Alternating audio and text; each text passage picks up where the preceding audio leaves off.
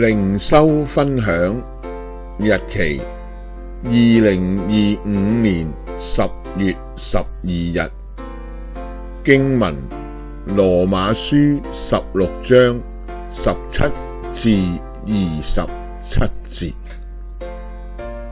使徒保羅勸勉羅馬信徒要遠離嗰啲違背所學嘅教訓，製造紛爭，使人跌倒嘅人，並要喺善事上聰明，喺惡事上愚拙。提摩太同埋佢眾弟兄，以及代筆嘅德丟，都向羅馬信徒問安。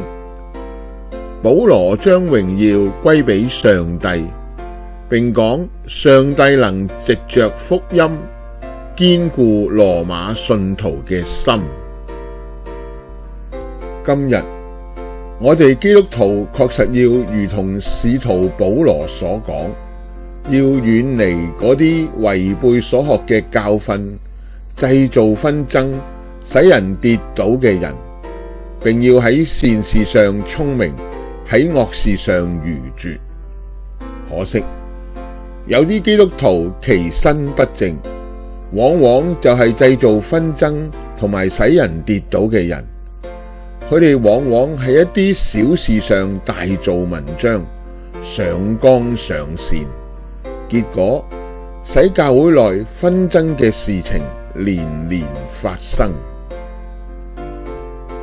你們要把自己的心志更新，並且穿上新我，這新我是照着上帝的形象造的，有從真理來的公義和聖潔。